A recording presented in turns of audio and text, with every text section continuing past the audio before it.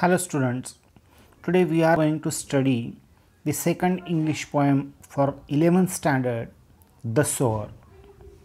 Actually this poem is written by a French poet, novelist and dramatist of 19th century, Victor Hugo. He was called French romantic writer and regarded as one of the great poets of France.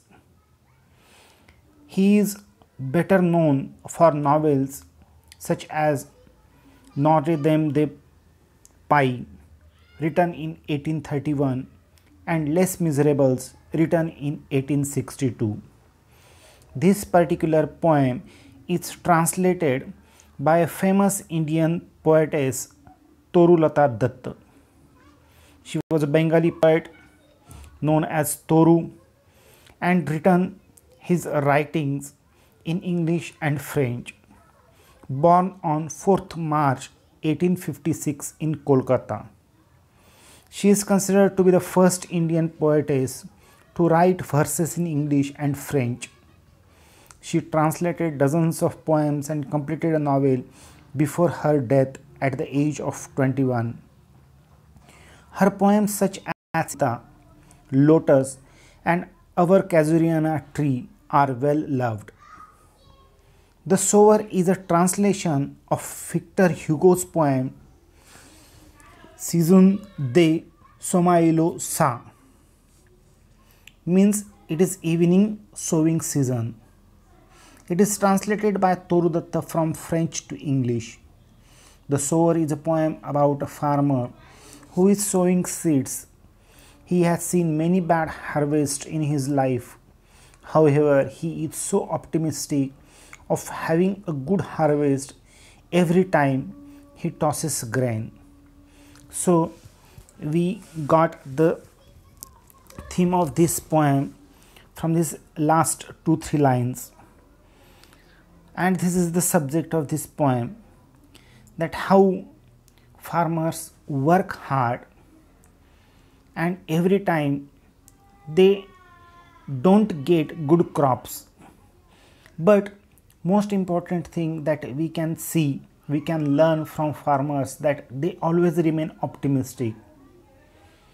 So survival skill in critical situation, we can learn it from our farmers.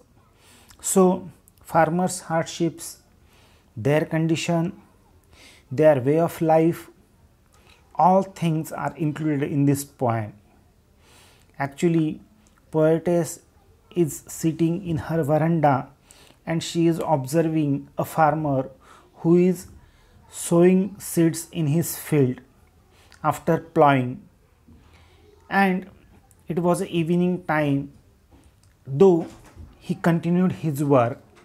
So how he worked hard, how he remained optimistic, all things Torulata, indirectly Victor Hugo, had given here in this poem. Let's start. We'll discuss it line by line. You can see the pictures of Torulata Dutt and Victor Hugo. It is a farmer who is plowing his field. The Sower. Sower means farmer. Sitting in a porchway, cool, sunlight I see dying fast. So I have already told you that poetess is sitting there in her veranda, porchway, and she was very silent, peacefully. She was enjoying the atmosphere. Whatever going on around her, she is observing peacefully. Sunlight I see dying fast, means it is evening time. Sunlight is going very fast. Twilight hastens on to rule. Twilight means a typical color when sun is going to set, though his rays covered at sky, and that color is called twilight. Hesence means that twilight trying to rule on the earth when sun is going to set. Working hours have well nigh passed. So working hour has already gone. Birds are going to return their nest. All people are coming to their houses to take rest because they have worked hard whole day, but yet farmer remain in his field. He hadn't completed his work, though working hours have not completed. Shadows run across the lands. Shadows means that is darkness is there because sun has set and it is going to be night soon. So shadows run across the land, but a sower lingers still. But that farmer remained in his field because he hadn't completed his work. But a sower lingers still. Lingers means stay still. Old in rags, he patient stands. So here poet is trying to observe that particular farmer, and his clothes were not so good, and these clothes were very old. He patient stands, and patiently he stands for some time doing his work there. Looking on, I feel a thrill. It was a different scene which she was watching there, and it was a thrilling experience for her because working hours has gone. It is night soon, though farmer is working in his field. Black and high, his silhouette means shape. He was black and he was tall. Dominates the furrows deep. So he was plowing first because after plowing he wanted to sow seeds. So dominates the furrows deep. He was working to make these furrows deep. Furrows means line, making by using that plow. After that he is going to sow seeds in it. So dominates the furrows deep. Now to sow the task is set. So after plowing, his next task is to sow seeds, to put seeds there in that furrows. Soon shall come a time to reap. And he is very much optimistic. He is just sowing seeds, and he thought that he can get good crops after some time. So in that sense, he is very much optimistic, and he doesn't know what will happen after some time, whether he will get good crops or not. But when he started sowing and started putting that seeds in that furrows, he was very much optimistic and he was thinking about good crops. Marches he along the plain, and he started sowing seeds to and fro and scattered wide. So whatever seeds he wanted to sow there, he started scattering that seeds there in that furrows. From his hands the precious grain. Grain is considered as a precious thing because one grain will give him lot of things. So, and that is why it is precious. Muse I, as I see him stride. That writer is watching silently, and she started thinking about the hardships of this farmer silently, because that farmer was walking here and there very fastly, and he was very much optimistic, and he was doing his work without taking any type of rest. Darkness deepens, fades the light. So it became dark now. That twilight also has gone.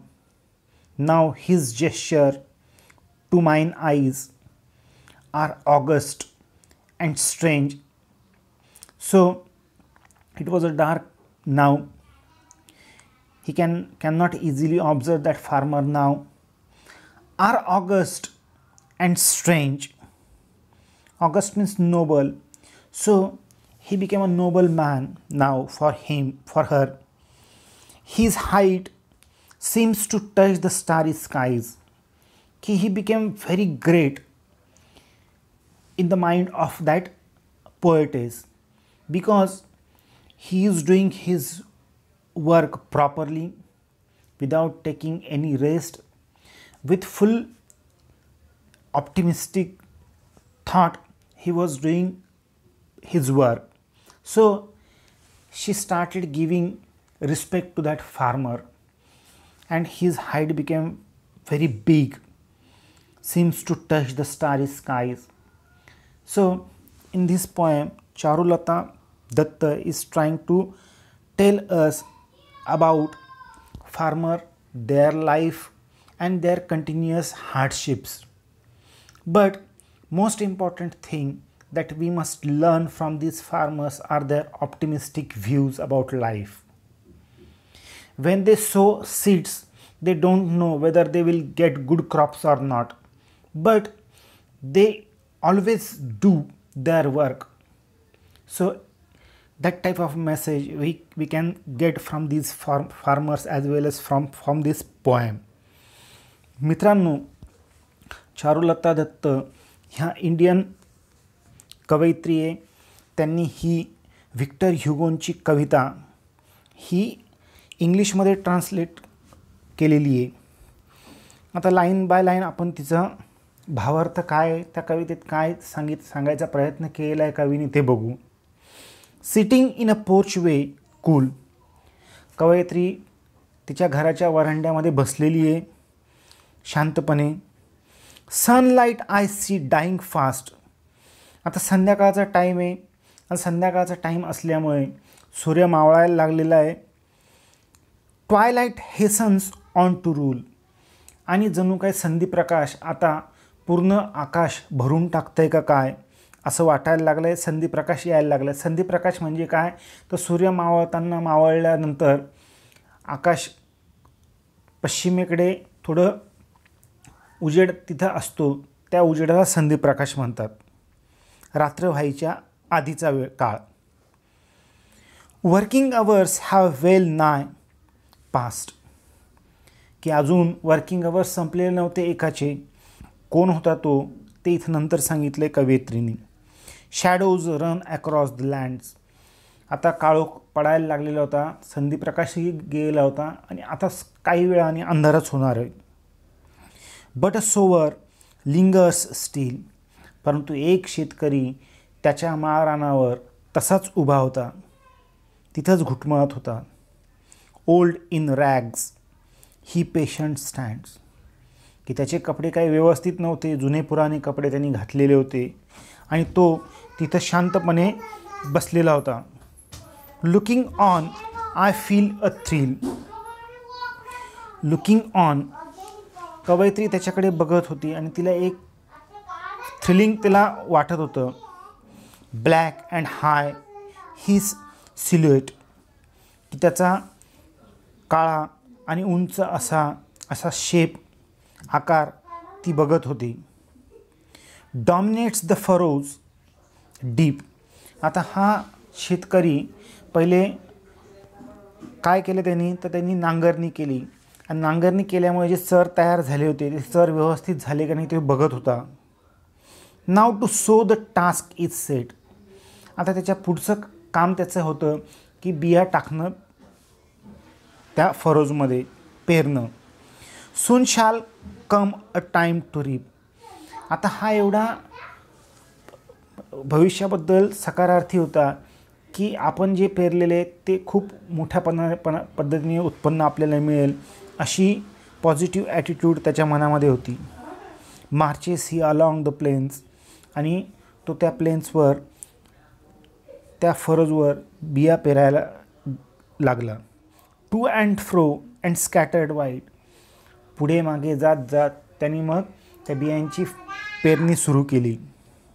From his hands the precious grain, की त्याच्याजवळ असलेलं जे मौल्यवान धान्य होतं ते तो पेरायला लागला. आता मौल्यवान का म्हटलं, कारण की ते धान्य एक बी त्याला 100 पटीने जास्त उत्पन्न देणारे. म्यूज, थिंक डीपली आय, की आता एकदम ती कवयित्री सखोल विचार करायला लागली. As I see him stride, आणि तो शेतकरी मागे पुढे पेरणीच्या कामाला लागलेला होता. Darkness deepens fades the light. आता अंधार पडला होता, लाईट पूर्ण गेली होती. Now his gestures to mine eyes are august, की आता त्याचा जेस्चर, त्याच्या हालचाली, त्याचा एकूण हावभाव हे एकदम इम्प्रेसिव्ह तिला वाटत होते, एकदम आकर्षक वाटत होते. अँड स्ट्रेंज, एकदम विलक्षण वाटत होते. His height seems to touch the starry sky. जणू काय तो एवढ्या उंचीवर गेला होता की त्याच्या उंचीपर्यंत आपण कोणीही पोहोचू शकणार नाही. अशा पद्धतीचं शेतकऱ्याचं सकारात्मक विचाराने तो जसं काम करतोय ते इथं रेखाटण्याचा प्रयत्न कवयित्रीने केलेला आहे. Friends, let's see what figures of speech are there in this particular poem. Sitting in a porchway cool, sunlight I see dying fast. Sitting s is there, in that sense it is example of alliteration. Sitting in a porchway cool, sunlight I see dying fast. I see dying fast sunlight. It is proper order. So idea words are not in proper grammatical order, that is why it is example of inversion. Sunlight is considered as a dying, so human quality has given to that sunlight, in that sense it is example of personification. Next line, twilight hastens on to rule. To rule is a human quality, it is given to twilight, and that is why it is example of personification. But a sower lingers still.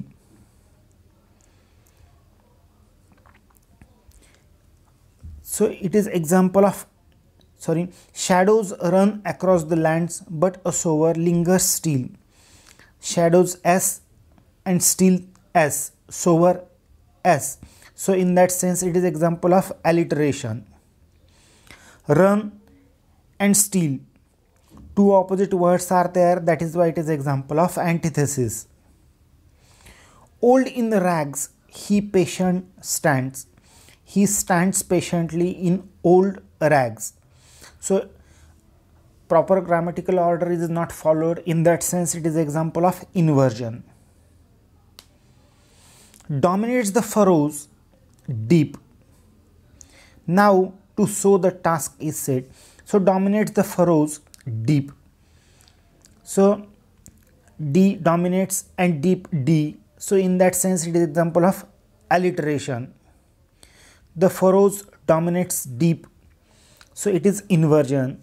Proper grammatical order is not followed. Now to sow the task is set. So and S, set. So set ss is there, that is why it is alliteration. Now to sow the task is set. The task is set to sow, it is inversion. Soon shall come a time to reap. A time to reap shall come, it is inversion. To and fro and scattered wide. To and fro, two opposite words are there, that is why it is antithesis. Darkness deepens, fades the light. Darkness, D, and deepens, D. So it is example of alliteration. So these are few figures of speech. One more figures of speech. His height seems to touch the starry skies. Starry skies seems, SS is there, that is why it is also example of alliteration. And it is example of hyperbole. Overstatement is given there, that is why it is example of hyperbole. So these are few figures of speech there in this poem. Friends, if you are asked to write a rhyme scheme, the rhyme scheme of this poem is ABAB. See, sitting in a porchway cool. So last word cool, second line fast, third line rule, and working hours have well nigh passed. Cool, rule, fast, past. So we have given cool A alphabet, fast B, rule L sound is there, that is why A, and past, fast, past, T sound is there, that is why BB. So AB, this is the figure rhyme scheme of this poem. Now you are asked to write rhyming words. The same alphabet we have given cool, rule, fast, past. So cool, rule, fast, past. So this will be your rhyming words. Land, stand, still, thrill. Silhouette, set, dip, reap. Plain, grain, wide, stride. Light, height, eyes, skies. So these are rhyming words in this poem. AB, this will be the rhyme scheme of this poem.